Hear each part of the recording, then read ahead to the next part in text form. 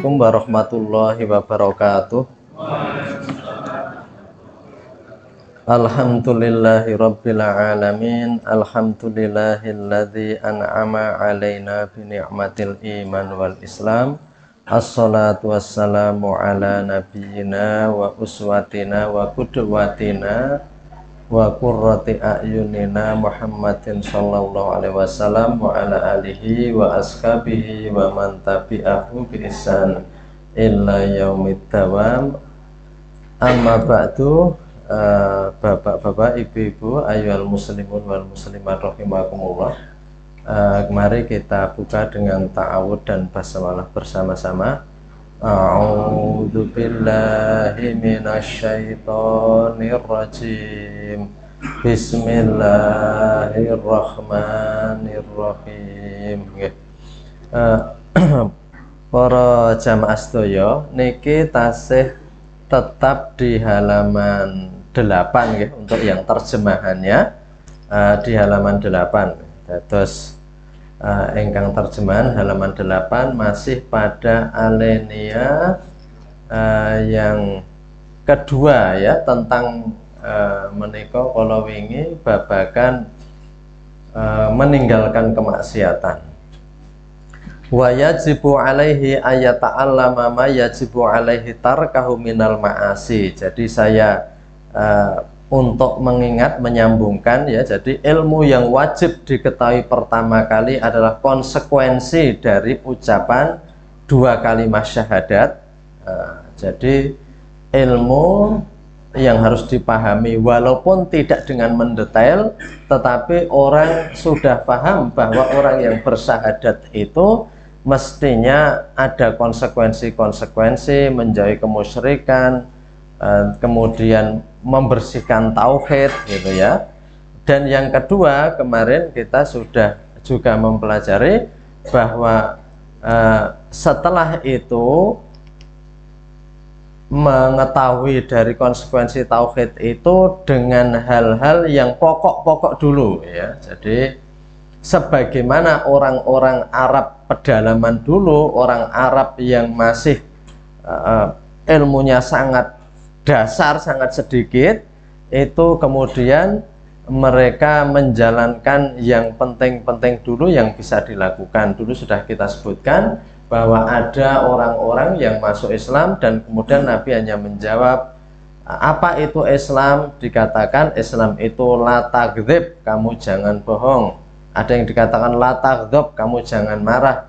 Jadi artinya dipelajari yang pokok-pokok dulu, baru kemudian yang ketiga kemarin kita membahas bahwa wa yajibu alaihi ayata'allama ma yajibu alaihi tarkahu minal ma'asi. Kemudian juga harus hati-hati kepada berbagai kemaksiatan, sehingga berbagai kemaksiatan itu perlu diilmui, perlu dipelajari, agar kemarin kita sudah bahas, agar manusia tidak menjadi orang-orang yang bangkrut, yang kayaknya kita itu banyak beramal tetapi nanti kecelek karena ternyata sambil beramal kita juga masih belum meninggalkan minal ma'asi ya, dari berbagai kemaksiatan yang itu akan menghapuskan amal.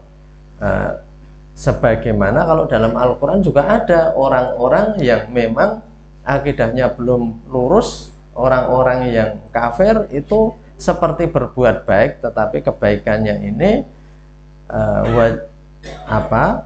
dikatakan wa qadimna ila ma'alum min amalin faja'alnahu haba'an manthura. Dan apa yang telah dilakukan itu seperti debu yang tertiup. Debu yang tertiup itu berarti tidak ada bekasnya. Kalau kita ketempelan debu itu tertiup, maka tangan kita itu nggak ada bekasnya sama sekali. Jadi itu amalan-amalan yang tidak memiliki dasar gitu ya, maka kemudian tidak ada bekasnya. Sama halnya juga kemarin kita bahas banyak perilaku-perilaku yang menghapuskan kebaikan. Sekarang kita lanjutkan. Fa'in khotara biqalbi syakun fi mu'taqadatihi, dan apabila, jadi itu di alinea kedua ya, jika ada keraguan di situ kata-katanya.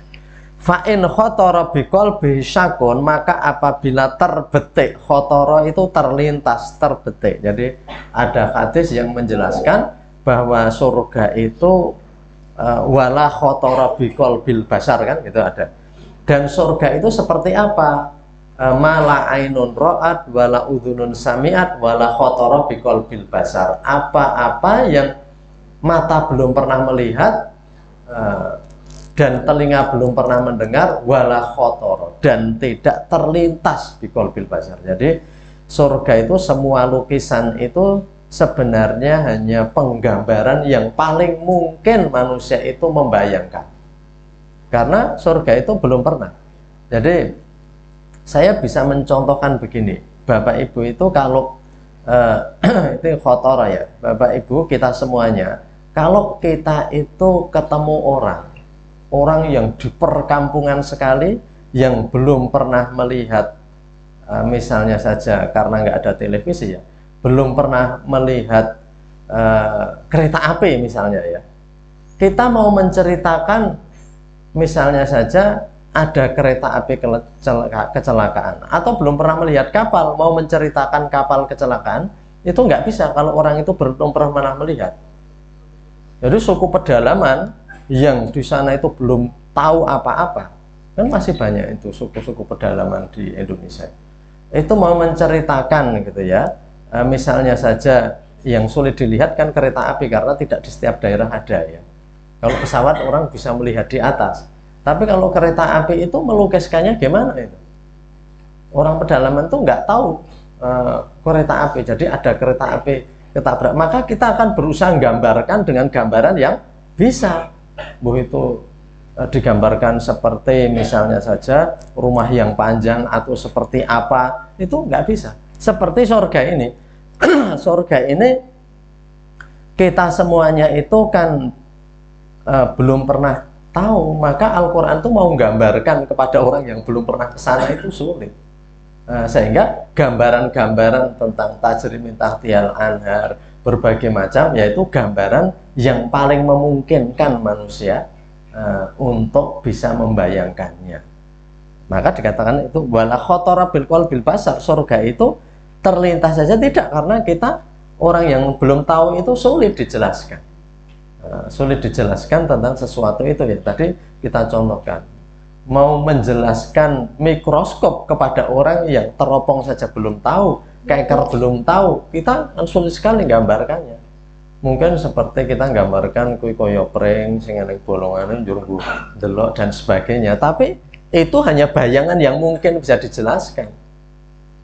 Itu karena kita menjelaskan pada orang yang belum pernah tahu. Jadi maka kembali ke tadi Al-Quran seperti itu, khotara fa'in khotara, maka apabila terlintas biqalbihi, dalam hati manusia itu syakun, keraguan, fi mu'taqadatihi, di dalam keyakinannya. Jadi kalau orang kok ya masih ragu tentang kebaikan ya, tentang ajaran, tentang perintah, wajib alaihil khawda, wajib atas dirinya al khawda. Khawda itu menyelam. Makanya dalam bahasa Arab itu kolam renang itu khawdis sibahah. Khawdis sibah itu kolam renang. Wajib dia itu menyelam dalam kolam itu, fita alumi, di dalam belajar, wan nadri, dan dalam menyelidiki ya, mempelajari. Intinya ya harus belajar gitu ya. Biqadri ma yazilu syak, sekadar apa-apa yang bisa menghilangkan keraguan. Jadi intinya begini Bapak Ibu, jadi ketika kita itu mengetahui dimulai dari syahadat, kemudian mempelajari ajaran-ajaran yang harus diikuti, mempelajari ajaran yang harus dihindari, kalau kita ada keraguan maka kita wajib belajar. Wajib alaihi at-ta'allum wa nadhr, jadi dia itu wajib untuk belajar dan menyelidiki biqadri ma yazilu syak, agar keraguan dihilangkan. Jadi ini pentingnya kita semuanya senantiasa ini tafaqufidin, itu biar menghilangkan keraguan. Memang asalnya ilmu itu kalau menurut menurut ahli otak dan ilmu pengetahuan itu diawali dari ragu. Orang pertama lihat itu mungkin masih ada keraguan. Nek orang Jawa ngalani lamat-lamat. Maka ketika lamat-lamat itu kita pelajari, lama-lama menjadi terang. Jadi ilmu itu dari keraguan, dan dari keraguan kemudian menuju keyakinan setelah diselidiki. Dan itu perjalanan ilmu pengetahuan manusia, gimana Ibu? Jadi manusia itu ketika tahu awal betul tidak, lama-lama kemudian diselidiki jadilah keyakinan. Seperti tentang matahari, tentang bulan, tentang tata surya, itu kita semuanya ragu. Gerhana saja dulu katanya kalau ada gerhana apa niku bulannya dipangan buta. Sungguh zaman riyen kula nggih isih kelingan niku nek cilik kon do mentongi mangke ben mangke jajal dipentongi engko lak dimuntahke meneh. Lan saestu niku lebar dipentongi akhirnya dimuntahke malih kalih buta niku. Niku zaman riyen, ning zaman saniki sedaya tiyang pun preso bahwa itu gerhana itu terjadi karena ada di satu garis matahari, bulan dan bumi, dan itu akan terjadi. Dan karena kepandaian ilmu manusia dalam menghitung, maka bisa diperkirakan menitnya, detiknya, dan sebagainya. Nah, niku yang dulu ragu-ragu kemudian menjadi jelas. Tiang sakit nggih ngoten nggih. Jadi tiang sakit zaman riyen tambane nek umpamane pet-petan mumet nggih jarine ditaleni sirahe ngoten niku nggih. Niku mbok bilih warna kenceng naleni niku keselamur mumete nggih. Mumete awake dhewe niku bukan bukan sakitnya yang hilang ning keselamur. Kaya cah cilik niku nggih. Tambane apa goleke dolanan. Jane larane cah cilik ki ra mari, ming cah cilik keselamur njur entuk dolanan. Nah, jadi itu karena dulu belum tahu. Karena ilmunya namanya itu mitos spekulasi, hanya kira-kira. Dalam agama itu kalau kita itu ada keraguan terhadap sesuatu harus dicari terus. Maka gunanya kita belajar terus-menerus itu agar semakin kita itu keraguan itu hilang. Jadi ilmu itu ada yang namanya dzon, perkiraan, ada yang namanya waham, di atas perkiraan, ada yang namanya nanti syak, ilmu nanti baru napa niku ilmu yakin, nanti ainul yakin gitu ya, nanti tertinggi hakul yakin. Jadi ada tahapannya. Maka kita harus mengaji dan belajar itu biar tahapan kita itu menjadi hakul yakin. Kalau hakul yakin itu sudah di atas keyakinan ilmu, di atas keyakinan ain, pandangan. Jadi itu adalah keyakinan yang tertinggi. Keyakinan yang tertinggi itu sudah bukan mata, sudah bukan ilmu lagi, tapi sudah di atas itu, karena itu sudah mengalami alam-alam yang berbeda, alam yang berbeda. Jadi yang itu sulit dijelaskan kepada orang-orang yang masih tahapannya itu syak, itu ragu-ragu. Jadi semua tahapan ilmu itu contohnya ngeten gitu. Orang itu terkadang menganggap orang yang ilmunya tinggi itu perbuatannya aneh karena dia sangat rendah. Tahapannya memang masih pada ainul yakin. Nek ra didelok bleger iki ra percaya. Mas warga ndak yo enek. Itu tahapannya ainul yakin tuh karena ndelok apa-apa ndelok bleger ya. Iki iso ndadekke penyakit, iki iso ndadekke lara. Hal seperti ini menjadikan pikiran itu kalut. Itu kalau tahapannya masih ainul yakin ya percayanya dengan mata tadi. Tapi tertinggi nanti akan hakul yakin, hakikat keyakinan. Jadi itu tahapan-tahapan itu hanya ada dalam agama. Kalau dalam ilmu pengetahuan sampai hakul yakin itu nggak ada, karena ilmu keyakinan itu kan nggak ada pengalaman rohani Bapak Ibu. Kados panjenengan niku umpaminipun pitados nggih, bila sholat tahajud itu menenangkan hati, menenangkan jiwa. Itu kan bukan hanya bisa diterangkan, jenengan ngalami ki Mbak. Jenengan ngalamin niku angel diceritake. Angger-angger le nasihati, kowe sesuk lak ngrasake dhewe, kowe sesuk lak ngrasake dhewe. Tapi itu tidak bisa dipindah ilmu itu. Perasaan itu nggak bisa dipindah.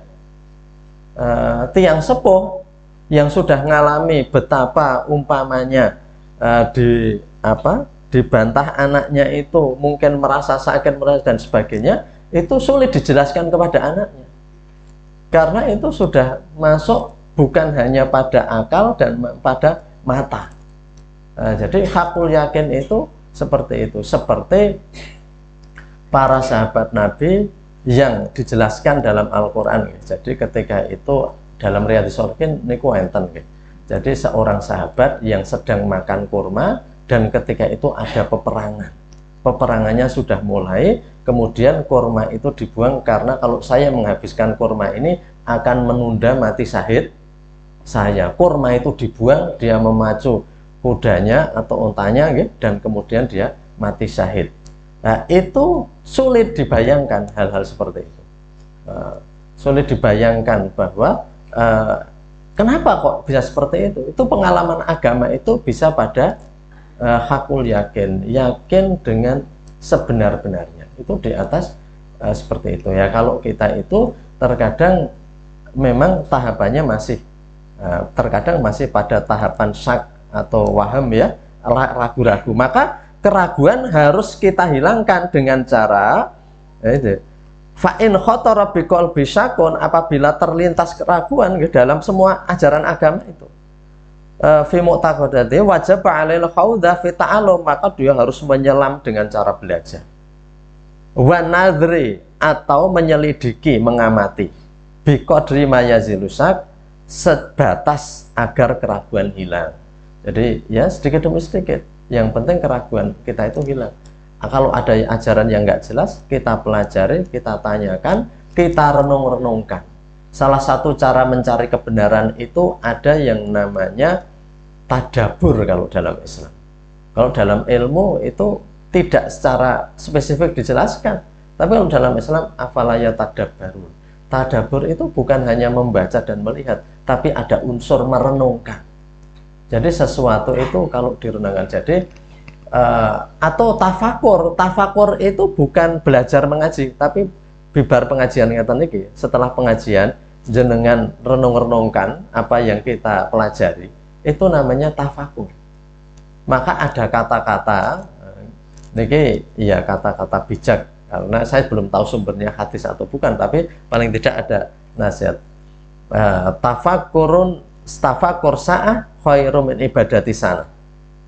Ini bukan berarti ibadah itu remeh ya. Ini hanya salah satu pengendikan. Tafakur sa'ah, bertafakur sesaat, lebih bagus daripada ibadah 1 tahun. Itu sebuah ibaratnya kita panjenengan supados mboten dadi masalah niku sebuah kata-kata bijak, sebuah sanepo, bahwa pentingnya tafakur ngoten niku. Dalam hidup itu kita perlu ada waktu untuk menghayati. Jadi betul kalau dalam Islam itu ada istilah tumak nina, ada istilah kita itu iktikaf. Iktikaf itu mandek, berhenti. Itu karena ya iktikaf biasanya bulan Ramadan, padahal di luar Ramadan juga bisa iktikaf. Umpamanya mboten wonten pedamelan, setelah kita sholat kita diam dulu merenungkan sedina mau apa sing tak lakoni, ngoten nggih. Ket esok tekan awan mau apa sing tak lakoni. Merenung niku penting supados kita panjenengan mangertos. Dalam peribahasa itu ada ya, dalam peribahasa bahasa Inggris, don't run too fast through life. Kamu jangan berjalan terlalu cepat dalam hidup sampai kamu tidak tahu kamu itu sudah melewati apa saja dan kamu sekarang ada di mana. Niku wong saking sibuke urip ora ngerti niku. Seperti perkataan di awal, anasu niyamun dulu ya, manusia itu pada hakikatnya pada tertidur. Idza matu intahabu, baru kalau mati dia baru bangun. Kayak geragapan ya. Karena walah awake dhewe jebule wis pensiun, awake dhewe jebule wis tua, awake dhewe jebule wis mendekati usia-usia kematian. Itu terkadang baru sadar. Karena apa? Don't run too fast through life. Kamu jangan terlalu cepat lari dalam hidup ini sampai kamu tidak tahu where have you been, tempat mana yang pernah kamu lewati, and where you are, dan sekarang kamu ada di mana. Niku ya peribahasa sing gawe mbuh ning artine itu pelajaran-pelajaran penting bahwa kita dalam hidup itu perlu. Maka tafakur itu penting. Agama punya tadabur, tafakur, direnungkan. Jadi cara mencari ilmu tidak hanya belajar terus, tapi kita juga bertafakur, direnungkan. Pantas ora, patut ora, dan sebagainya. Itu hanya bisa kita ketahui kalau kita itu melakukan seperti itu. Maka para nabi sejak dulu mesti ada waktu-waktu menyendiri. Kalau Rasul itu di gua Hira, bahkan kemudian Nabi Musa di Bukit Sinai, kemudian ya kalau Nabi Yunus ya dipaksa oleh Allah untuk merenung di dalam perut ikan. Maka dikatakan kurang lebih ya, ada kata-kata begini dalam Al-Quran, walau kana minal musabbihin, seandainya saja yang musabbihin yang disebut di situ itu Nabi, seandainya dalam perut ikan itu dia tidak termasuk orang yang bertasbih, maka dikatakan ayat berikutnya, maka dia akan tetap di situ sampai hari kiamat. Jadi Allah sendiri mengatakan kalau Nabi Yunus itu di perut ikan kira tasbih terus bertasbih karena menyadari kesalahan, wes bablas dia itu akan di perut ikan, itu kata Al-Quran loh. Maka dia akan berada di perut ikan itu sampai akhir zaman, artinya dia akan diproses dalam pencernaan ikan. Buh dadi apa? Ya mesti jadi kotoran ikan kalau diproses dalam perut ikan. Ila yaumidin itu kata-kata dalam Al-Quran itu ada yang menceritakan seandainya dia tidak termasuk al-musabbihin, ya orang yang mau bertasbih. Subhanaka la ilma lana illa ma 'allamtana. Subhanallah, ya Allah, saya minta ampun atas semua kesalahan. Saya sebagai nabi kok saya akhirnya meninggalkan kaum saya karena mendapati kaum saya itu orangnya ngeyel-ngeyel, angel kandhani. Wes sak karep mulai, jadi nek sak karep mulai kabeh itu saya kira orang tua akan frustasi melihat anaknya. Jadi itu frustasi itu akarnya seperti itu. Bapak Ibu juga kaget yang baca berita seorang istri ya, seorang korban membakar suaminya. Ada tenggen TV, tenggen koran.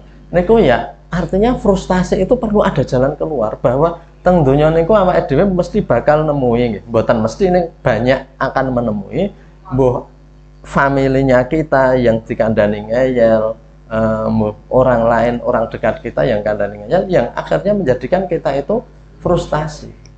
Dan Nabi Yunus juga melakukan itu, tapi kan ada saat perenungan karena ditakdirkan masuk dalam perut ikan, sehingga dikatakan seandainya di dalamnya itu tidak menjadi minal musabbihin, orang-orang yang bertasbih, artinya ya berzikir, bertafakur gitu ya, untuk sadar saja perlu ada di dalam perut ikan yang nggak ada orang lain yang ganggu. Raineng tamu, raineng apa-apa dalam perut ikan ya sendirian ya, bertafakur. Jadi Nabi Yunus perlu sampai seperti itu untuk menginsafi semuanya. Maka kita itu penting dalam hidup ada waktu untuk seperti itu. Ya. Namanya dalam Islam menemukan kebenaran antara dengan bertafakur dengan bertadabur. Itu penting ya, ngengen ya. Jadi dengan dewe dicermati gitu ya. Itu seperti itu. Kita lajengaken ya. Bimuk ini ke. Fa'in khatara bikol bisakun fi mu'taqadati wajib 'alail khawda fi ta'alumi wa nadri biqadri ma yazilu syak. Karena kalau orang dalam keraguan terus itu ya itu tidak sesuai kodratnya. Jadi kodratnya itu semua makhluk itu mesti punya tempat. Orang yang ragu-ragu pada tempatnya, apakah dia di air atau di daratan, ataukah dia di udara atau di tanah, itu adalah sesuatu yang tidak normal. Karena mestinya semua itu punya tempat. Semua itu punya makom, ya, punya makom. Makom itu tempat berdiri. Maka dari itu keraguan ini salah satu penyakit kalau dipelihara. Kalau dipelihara, la ilaha illa wa la ilaha illa. Ini orang-orang kafir dulu, orang-orang munafik tidak menjadi orang musyrik dan juga tidak menjadi orang Islam, tidak mengikuti Nabi, tapi juga tidak musyrik, sehingga terombang-ambing terus. Itu harus kita hilangkan. Coba ayat yang apa? Itu ada beberapa ayat dalam Al-Quran yang mengecam tentang keraguan ya. Jadi itu dalam surat Al-Baqarah, coba dibaca.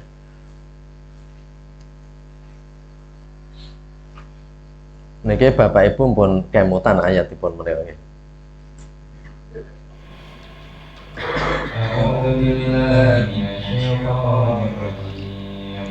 Bismillahirrahmanirrahim.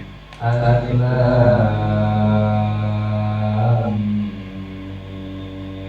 Dzakal kitabu la raiba fihi hudal lil muttaqin. Artinya Alif Lam Mim. Kitab Al-Quran tidak ada keraguan padanya, petunjuk bagi mereka yang bertakwa. Kemudian yang di surat satunya yang fi raibi mutaraddatun.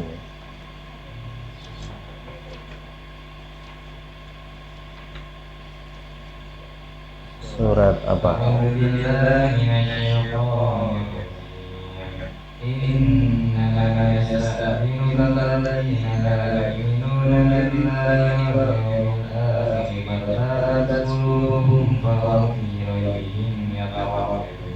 Sudah cukup.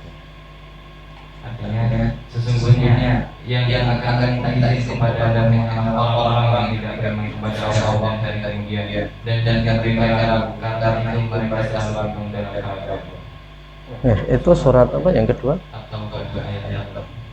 Yang satu Al-Baqarah ya. Dzalikal kitabu la raiba fihi hudal lil muttaqin. Jadi agar menjadi petunjuk, Al-Qur'an itu agar menjadi petunjuk. Itu memang keraguan itu harus dihilangkan. Karena dzalikal kitabu la raiba fihi, kitab Al-Qur'an itu tidak ada keraguan di dalamnya.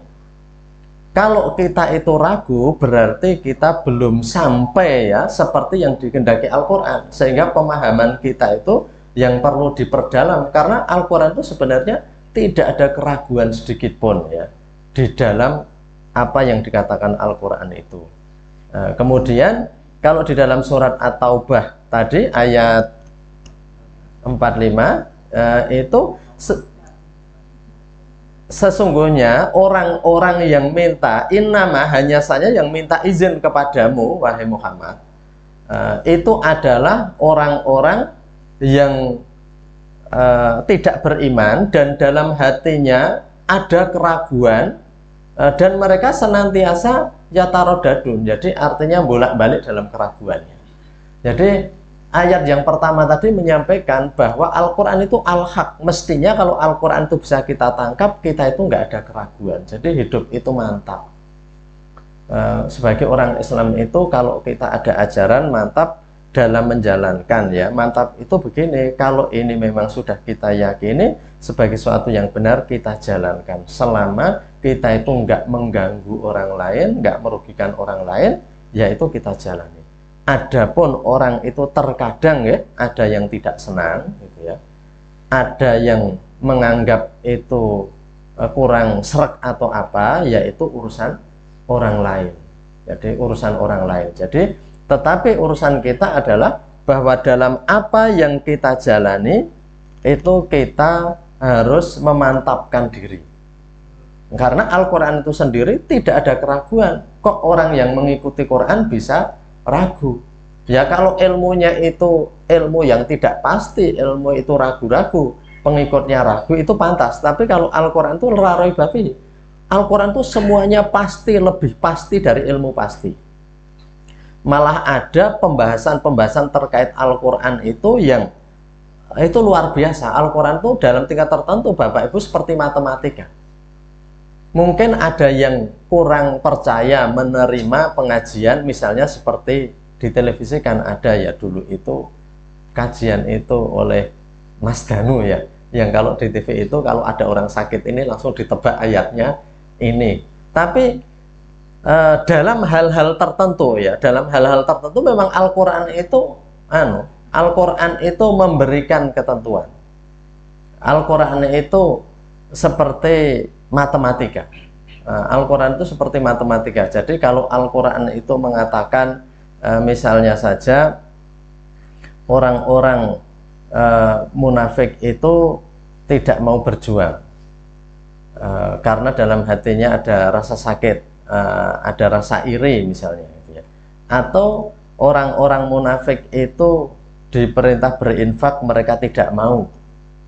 Jadi karena jadi orang-orang munafik itu ada kebahilan di dalamnya, sehingga mereka tidak akan mau apabila kamu ajak berjihad. Itu Al-Quran itu menebak itu tepat.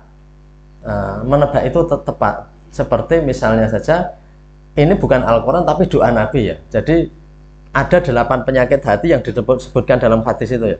Allahumma inni a'udzubika minal hammi wal hazan wal ajzi wal kasal wal jubni wal bukhal wa ghalabati daini wa qahrur rijal.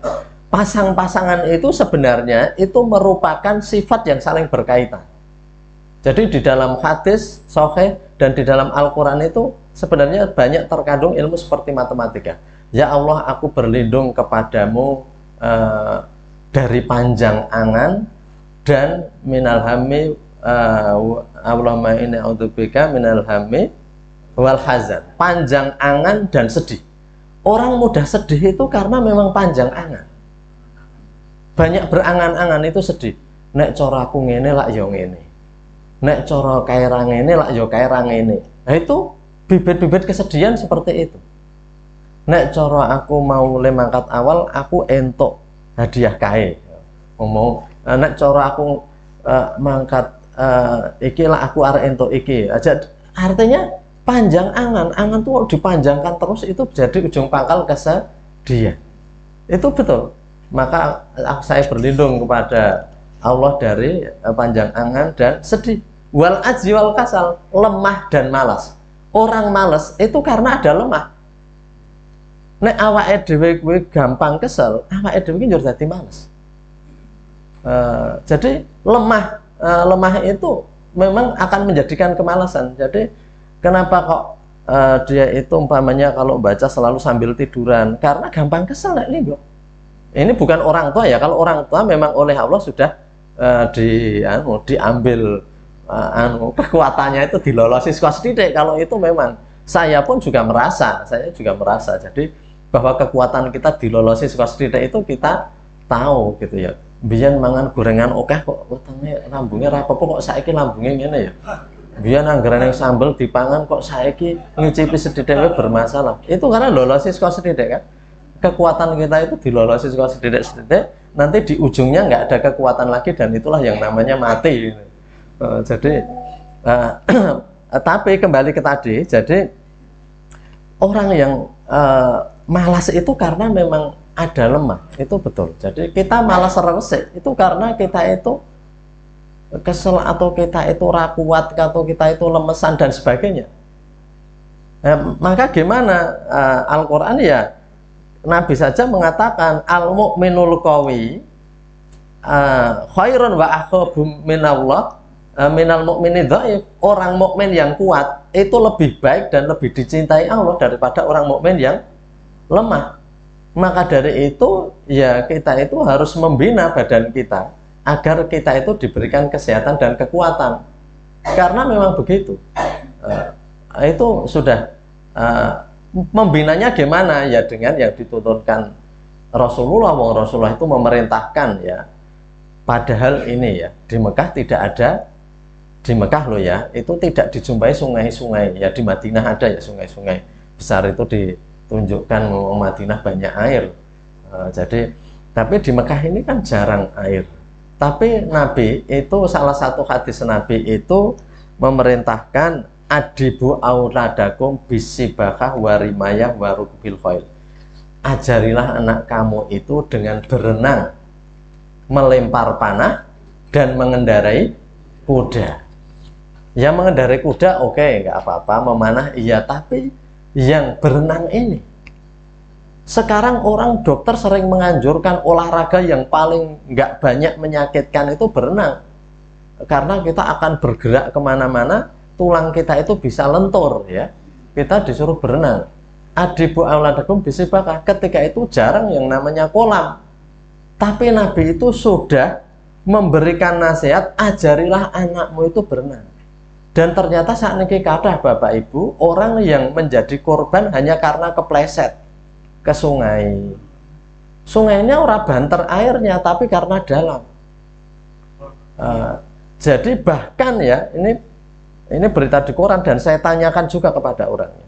Salah satu perguruan tinggi di Sumatera ya. Jadi itu ada, nggak usah saya sebut di mana, ada latihan ya, latihan untuk mahasiswa entah pecinta alam, entah latihan apalah. Intinya salah satu kegiatannya itu mencebur di danau. Danau kampus itu bukan danau pundi-pundi teng jero kampus.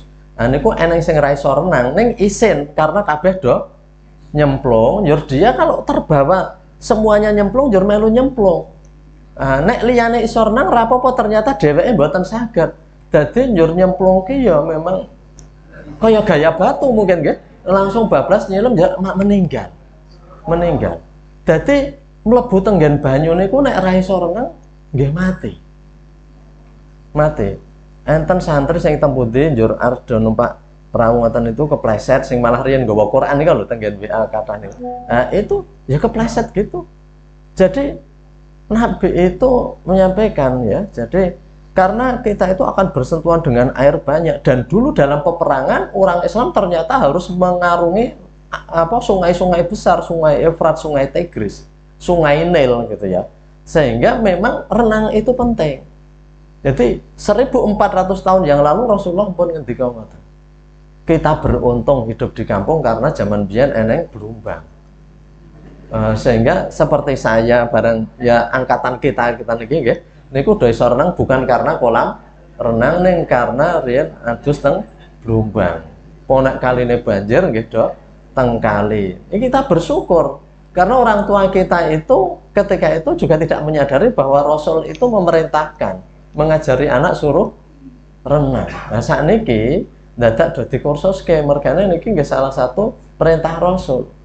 Niku penting, kepleset mawon mangke meninggal. Mergane nggih jan membahayakan nek niku mboten iso ya. Maka dari itu diperintahkan seperti itu untuk membina kekuatan ya. Memanah itu untuk titis sesuatu, konsentrasi ya. Mengendarai kuda nggih sakniki tidak hanya dengan kuda, dengan berbagai macam ya. Jadi cara kursus dadi pilot niku ora larang kula kinten wong Islam oke sing kursus dadi pilot bukan untuk bekerja sebagai pilot ning nek enten napa-napa niku iso ngganti niku lak wingi sing pilot nganti mendarat mendadak niku panjenengan nek preso ceritane ning tenggen koran ning diceritakan ada sebuah pesawat mendarat kembali hanya 7 menit atau berapa tapi bisa selamat dan semua pada bersyukur. Karena niku enten niku. Jadi kula maca WA sing niku ditulis kali salah satu yang ikut penumpang di pesawat itu. Dan itu menggambarkan betapa ngerinya teng pesawat niku. Karena pesawat baru terbang, itu pramugari sudah mengumumkan apakah ada di antara penumpang yang jadi dokter diharapkan masuk ke kabin. Nah, jadi ini orang sudah mulai curiga. Kok dokternya nek eneng sing dadi dokter kan mlebu teng ruang pilot. Ini mesti sing bermasalah pilot niki. Wah niku wong mulai deg-degan niku. Niku ditulis teng WA. WA niku sakjane wong sik WA-ne akhire kula saya entuk maca niku dari salah satu penumpang sing nulis WA empun dibuntel. Mangke nek pesawat niku nganti tiba, harapane eneng wong sing iso nemokke handphone ro iso maca pesan itu. Bahwa kondisi di dalam niku ngoten niku. Nggih enten wong sik kreatif ngoten niku dituliskan niku wis dibuntel. Untuk harapan nanti kalau kita jatuh dan meninggal ben eneng wong sing ngerti ceritane. Jadi akhirnya niku tenggen ceritane kuning alhamdulillah selamat ning itu sudah terlanjur ditulis. Jadi begitu diumumkan apakah ada dokter mohon untuk masuk ke ruang kabin. Niku semua wis mulai wis do ndonga warna-warna ngoten nggih. Wong Islam kan terkadang lendungan niku nek kepepet ngoten nggih. Nek pas tentrem ayem do lali lendunga ya. Jadi nonton lebar niku dokter itu keluar lagi. Kemudian niki sik paling menggemparkan, apakah ada di antara penumpang yang pernah menerbangkan pesawat jenis Boeing atau apa disebut teng riku niku. Wah, ini mesti pilotnya yang bermasalah. Karena sedumum apakah ada yang pernah punya pengalaman menerbangkan pesawat jenis ini. Wah, niku wis do kalut kabeh. Kabeh wis do langsung ngerti bahwa pilot ini sedang bermasalah. Ning mboten enten teng riku niku. Wong liyane pilot ra tau ning sing do latihan nyopir larang niku nggih. Sertifikat pilot niku larang. Jadi mila saking menika niku enggak ada. Dan katanya kopilot berjuang mati-matian karena pilot sudah hampir henti jantung niku. Udah nggak bisa, kopilot yang mati-matian dengan berbagai cara bisa mendarat. Niku begitu selamat semuanya bersyukur. Untung masih bisa seperti itu. Nah niku kalau contoh kayak wau nggih. Dadi nek zaman riyen menggur kon mengendarai kuda, nek sakniki nek eneng sing iso duwe duit iso golek SIM pesawat ya ora apa-apa. Oh, cara enten mungkin wah niku nganu Pak gedadosane 1001. Nek artinya orang Islam niku dianjurkan oleh Nabi itu seperti itu gitu ya. Bisibahah dengan berenang, karena berenang itu nanti kalau ketemu air nggak bisa mempertahankan diri niku buatan sakit. Jadi mula alhamdulillah ya zaman riyen niku awake dhewe tanpa wong tuane niku menyadari hadis niku awake dhewe otomatis do iso renang dhewe-dhewe nggih. Jadi tanpa kita itu berlatih dan membayar. Jadi keraguan Al-Qur'an itu sudah mengajarkan kepada kita bahwa Al-Quran itu semuanya serba pasti. Tadi karena saya menceritakan doa Nabi juga seperti itu. Nah, jadi orang-orang yang mendustakan ayat Allah dikatakan famathalu kamathalil kalbi intahmil alayyal tatruyal. Orang yang mendustakan ayat Al-Quran tahu itu benar tapi dia ngoroh ke itu benar tapi kemudian dia tidak mau percaya dan ngomong-ngomong ke wong nek kuwi salah. Padahal dalam hatinya mengatakan itu jane benar Muhammad. Nah, kalau semua orang ketika itu orang jahiliyah kan banyak yang gitu. Dalam hatinya sebenarnya ya benar itu. Itu kan pernah ada 3 orang Abu Sufyan, kemudian yang satunya itu Sarik siapa? Saya lupa satunya. Ada satu lagi gitu ya. Itu ada 3 orang yang senantiasa memata-matai, dengarkan, mencuri dengar wong-wong Islam ini maca Quran. Jadi wong Arab jahiliyah niku sebagian niku enten engkang kalau mendengar ayat Al-Quran tuh memang ya benar ya isinya. Neng mereka itu sembunyi-sembunyi nanti tidak diketahui tetangganya. Dan ketika diketahui mereka itu loh, gue kok ngrungokke gitu ya. Jadi saling seperti itu karena memang dalam hati seperti itu tetapi tidak kuat mengalami hidup atau mungkin karena kesombongannya sehingga mereka menolak itu semuanya. Maka diibaratkan kamathalil kalbi, mereka itu seperti anjing. Anjing itu dipanggil menjulurkan lidah, tidak dipanggil yang menjulurkan lidah. Jadi sifat-sifat seperti itu nanti kalau dipelajari sifat-sifat orang yang mendustakan itu akan mirip dengan sifat-sifat yang ada pada binatang-binatang dan sebagainya. Jadi apa yang dikatakan Al-Quran itu seperti matematika, seperti matematika karena memang yang dinasihatkan Al-Quran adalah rumus-rumus kehidupan juga. Nah, kembali ke tadi ya, jadi bahwa keraguan itu harus dihilangkan dengan cara kita banyak belajar. Wa ta'allumil ilmi alladzi bihin najatu minal muhlikat wal fauzi bidarajat, dan juga mempelajari ilmu yang dengannya kita akan mendapatkan an-najatu minal muhlikat, keselamatan dari kebinasaan, wal fauzi bidarajat, wal fauzu, fauz itu kesuksesan dengan derajat yang tinggi, wa tahsilu aidon fardu alaihi, dan juga akibat-akibatnya itu semuanya fardu ain ya, itu merupakan kewajiban.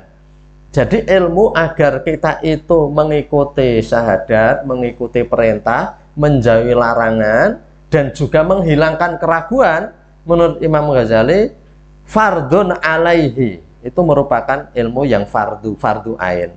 Wa ma wara'a dzalika minal ulum fardu kifayatin la fardu ainin. Adapun ilmu di luar itu, jadi ilmu di luar yang harus kita jalani apa, kita tinggalkan apa, yang merasakan apa, itu fardu kifayah. Jadi ilmu-ilmu yang lain fardu kifayah. Tapi fardu kifayah ini penting, kalau tidak ada yang menjalankan, ini semua orang berdosa. Seperti tadi, kula wong Salwangsul ngaturaken. Jadi Raja Salman itu ketika ke Indonesia kan membawa pesawat banyak sekali. Khusus untuk keluarganya, untuk keluarga istana dan pejabat negara, kemudian untuk tentara-tentaranya, untuk kendaraan, itu pesawatnya bawa 4 atau berapa ketika itu. Pokoknya itu banyak lah, lebih dari 3 ya. Tapi tidak satu pesawat pun itu yang dibuat oleh orang Islam. Ya wes apik ndek pesawat pirang-pirang. Nih, tidak ada satupun pesawat itu yang bikinan orang Islam. Itu artinya apa? Itu fardu kifayah.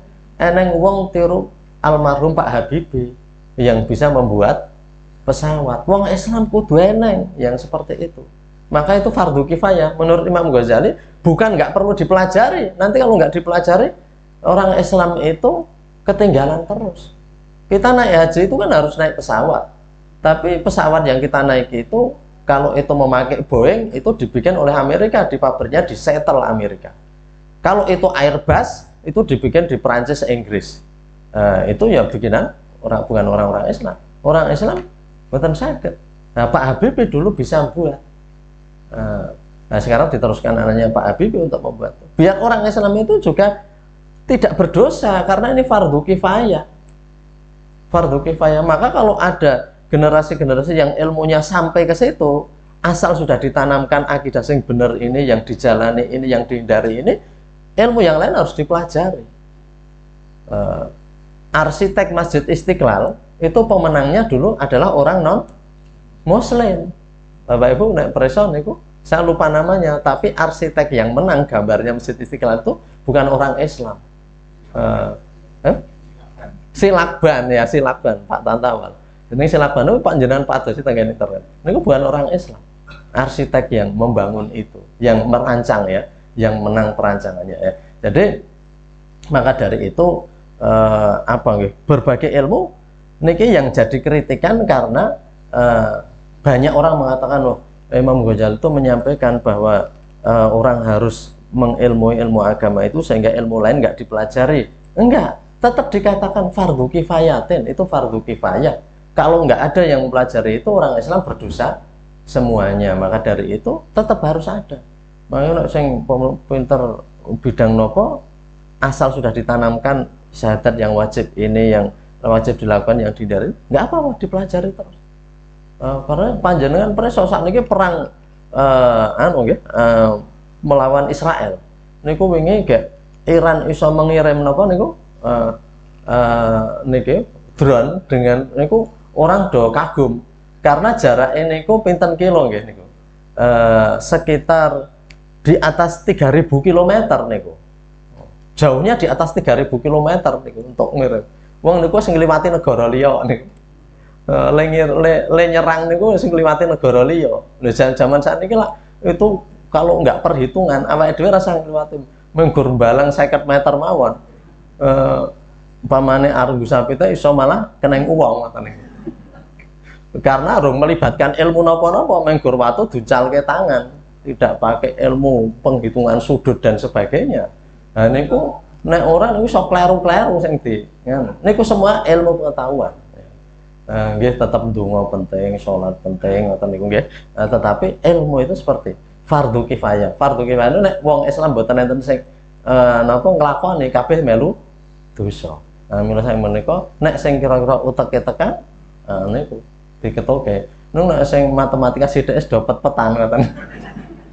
Nggih, liyane niku nggih eneng sing seneng pelajari matematika ning eneng sing ngerti angka mawon wis petetan kejaba angka dhuwit lho nggih. Dhuwite kabeh nggih ra. Nggih menika dumugi semanten rumiyin dadi menghilangkan keraguan itu adalah ilmu yang kita semuanya harus. Nggak peduli keahliannya apa, tapi untuk di luar itu adalah fardu kifayah monggo ingkang saged generasi-generasi yang memungkinkan gitu ya niku harus menjalani itu ya agar orang Islam itu juga tidak ketinggalan di dunia dan nanti tujuannya di akhirat. Mbok bilih mekaten ingkang saged kita aturaken niki wonten 7 menitan nggih 5 menitan monggo menawi wonten pamudutan prisa. Sementara kita akhiri monggo wonten lepatipun nyuwun pangapunten astagfirullah wa lakum. Monggo kita pungkasi kanthi doa kifarat majelis. Subhanakallahumma bihamdika asyhadu an la ilaha illa anta astaghfiruka wa atubu ilaik. Alhamdulillahirabbil alamin. Assalamualaikum warahmatullahi wabarakatuh.